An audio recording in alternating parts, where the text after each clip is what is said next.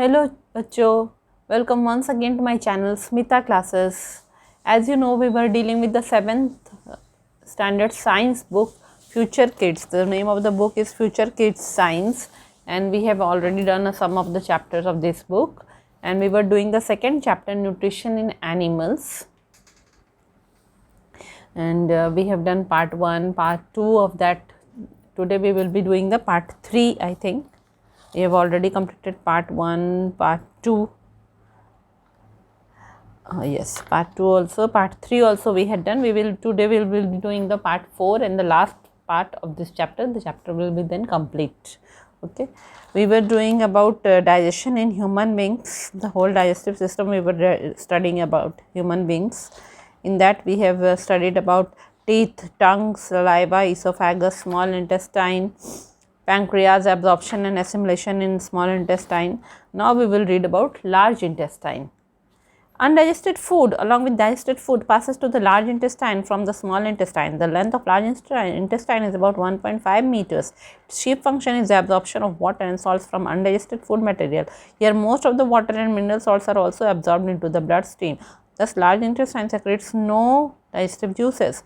The material that remains now is more semi-solid. This material is called feces or stool. Feces stored temporarily in the rectum and the past of the body through the anus. The act of expelling the feces is called egestion or defecation. Diarrhea, the condition in which a person passes out watery stools frequently, is called diarrhea. It is caused by an infection, food poisoning or indigestion. This leads to the loss of useful salts from the body and can cause dehydration. It can be prevented by giving ORS, oral rehydration solution, to the patient suffering from diarrhea. The sudden loss of too much water makes person dangerously ill and can even lead to death. So diarrhea should never be neglected. इन्हें कहा होता है large intestine की बात करें तो small intestine में हमने पढ़ा कि फूड डाइजेस्ट होता है और वहाँ पे फिंगर लाइक प्रोजेक्शंस विलाई होते हैं, कांटे कांटे जैसे निकले रहते फिंगर्स जैसे, जहाँ से वो फूड के इम्पॉर्टेंट न्यूट्रिएंट्स को वो एब्जॉर्ब कर लेता है और वहाँ से वो नेटवर्क ऑफ ब्लड वेसल्स होता है विलाई के पास, वहाँ से वो ब्लड स्ट्रीम में चला जाता है. अब जो है अनडाइजेस्टेड फूड जो रह गया वो वहाँ से पास हो जाता है, कहाँ पे, लार्ज इंटेस्टाइन में पास हो जाता है. उसके साथ कुछ अमाउंट ऑफ डाइजेस्टेड फूड भी लार्ज इंटेस्टाइन में चला जाता है.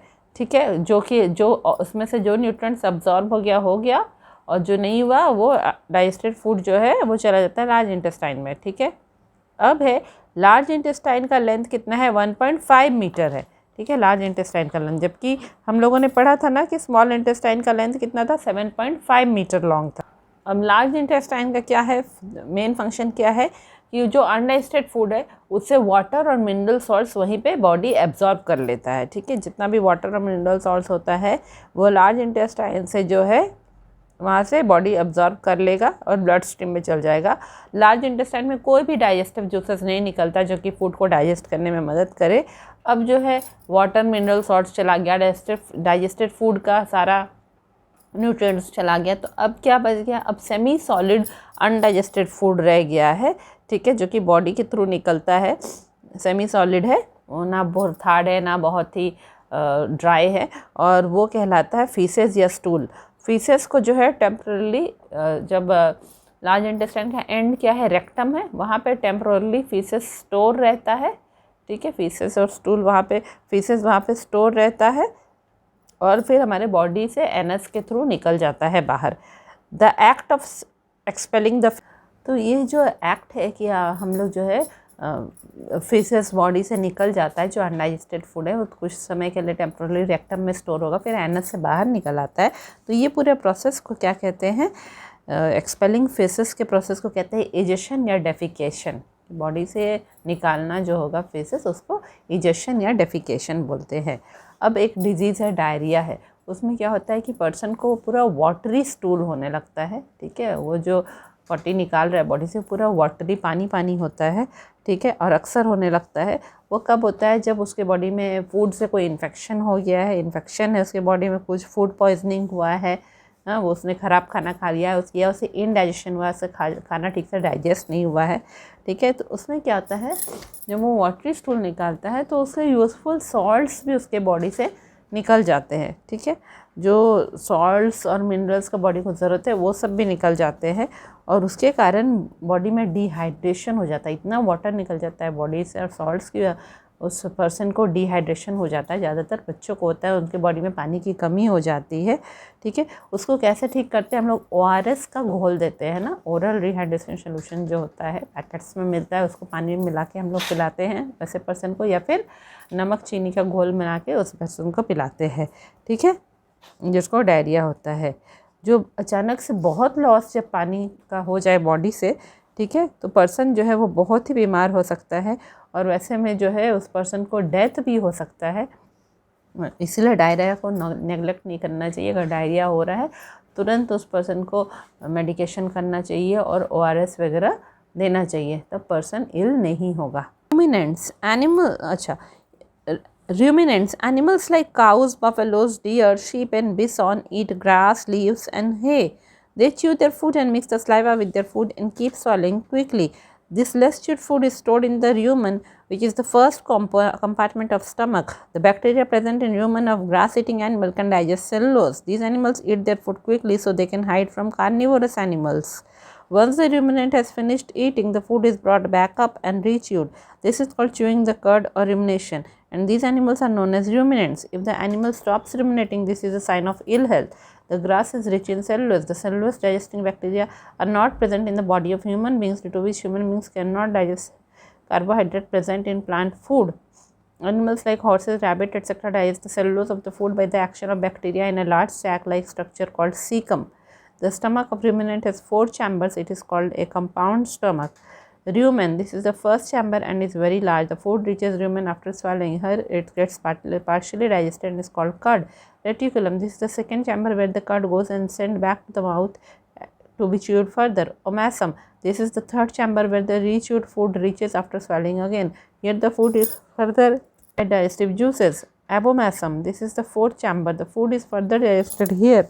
After digestion, the food goes to small and large intestine for absorption of nutrients. जैसे कि ह्यूमन बींग्स में है फूड को डाइजेस्ट होने में 2 से 24 आवर्स लगते हैं, वैसे काऊ लोग के बॉडी में फूड को डाइजेस्ट होने में 70 से 100 आवर्स उनको लग जाता है उनका फूड को डाइजेस्ट होने में, ठीक है। ये बड़ा अजीब सा बात है कि उनके बॉडी में डाइजेशन होने में 70 से 100 आवर्स लग जाता है। अब जो भी ग्रास ईटिंग एनिमल्स हैं, चाहे वो बफेलो हो, भैंस हो, डियर, हिरन, शीप, भेड़, काऊ, गाय या बिसॉन हो, बड़े बड़े बुल्स टाइप के हों, ठीक है, वो लोग सब ग्रास, लीव्स और हे खाते हैं, सूखी हुई घास खाते हैं, ठीक है। वो लोग अपने खाने को मुंह में चबाते रहते हैं, उनके मुंह में जो सलाइवा होता है उसके साथ उसको मिक्स करते रहते हैं, और जो है आप देखे होंगे वो लगातार घास खाते रहते हैं, वो तुरंत उसको स्वेलो करते जाते हैं, थोड़ा थोड़ा चबाए निगलते जाते हैं, ऐसे करके वो लगातार जो है जब उनको खाना मिलेगा बहुत, तो वो बहुत जल्दी फास्ट खाते रहते हैं, बहुत देर तक वो खाते ही रहते हैं, ठीक है। तो उसको थोड़ा थोड़ा चबाते हैं, लेस च्यूड होता है उनका फूड, तो वो थोड़ा थोड़ा जो फूड वो चबाते हैं वो उनका स्टमक का जो पहला कंपार्टमेंट है, ठीक है, उनके स्टमक का पहला कंपार्टमेंट जो है र्यूमेन जो है, जो पहला एरिया उनके स्टमक का है, वहाँ जाके वो लेस च्यूड फूड स्टोर हो जाता है, जो वो स्वेलो कर लेते हैं, हड़बड़ी से जल्दी निगल लेते हैं, ठीक है। अब र्यूमन जो उनका फर्स्ट कंपार्टमेंट जो स्टमक का है, र्यूमन, वहाँ पे एक तरह का बैक्टीरिया होता है, और वो बैक्टीरिया सेलुलोज को डाइजेस्ट कर सकता है। सेलुलोज जो है वो प्लांट्स में प्रेजेंट रहता है सेलुलोज, ठीक है, और वो सेलुलोज जो है एक तरह का कार्बोहाइड्रेट होता है जो कि प्लांट्स में, पत्तों में, घास में रहता है, जिसको कि ह्यूमन बींग्स के बॉडी में ऐसा मैकेनिज्म नहीं है कि ह्यूमन बींग सेलुलोज को डाइजेस्ट कर पाए, ठीक है, इसीलिए हम लोग घास नहीं खाते और ये लोग घास खाते हैं, ठीक है। तो ये घास और सूखी पत्तियाँ ये सब खाते हैं, और जो र्यूमन उनका जो फर्स्ट कंपार्टमेंट ऑफ स्टमक होता है, ठीक है, उसमें कुछ इस तरह के बैक्टीरिया होते हैं जो कि सेलुलोज को डाइजेस्ट कर सकेंगे। एनिमल्स जल्दी अपना खाना फटाफट खाते जब उन्हें खाना मिलता है, क्यों? क्योंकि जंगलों में जो है अगर बिसॉन वगैरह रहे, बफेलो वगैरह, तो वो लोग का हमेशा डर लगता है कि उनके ऊपर कार्निवोरस एनिमल अटैक कर देंगे, शेर, लायन, चीता अटैक कर देंगे, इसीलिए वो लोग जो है जल्दी जहाँ घास मिला फटाफट वहाँ खा के और थोड़ा च्यू करके र्यूमेन में पास कर देते हैं और जल्दी उस जगह से निकल जाते हैं, ठीक है। अब जो है वो इसलिए करते हैं क्योंकि वो कार्निवोरस एनिमल से छिप सके, जल्दी खा के आगे निकल जाए, ठीक है। अब जो है once the ruminant has finished eating, ठीक है, अब जो है रूमिनेंट बोल रहा है, मतलब ऐसे ही हर्बीवोरस एनिमल्स को रूमिनेंट्स बोल रहा है ये लोग। तो ये लोग जो है एक बार उन लोगों ने खाना ख़त्म कर दिया, शाम हो गया, वो लोग खा चुके जितना खाना है, ठीक है। एक बार उन्होंने खाना ख़त्म कर दिया तो वो लोग फिर जाके जब अपने जहाँ वो रहते हैं वहाँ जाके वो जब बैठेंगे तब उनका फूड जो है वापस ह्यूमन से उनके मुंह पे आएगा, उसे वो रीच्यू करेंगे, उसे दोबारा चबाते रहेंगे, देर तक बैठ बैठ के चबाते रहेंगे। तो इसको जो दोबारा जो खाने को लोग चबाते हैं उसे कहते हैं च्यूइंग द कर्ड और रूमिनेशन कहते हैं। उसको कर्ड कहेंगे, आधा चबाए हुए खाने को, उसको दोबारा चबाने को कहेंगे च्यूइंग द कर्ड और रूमिनेशन।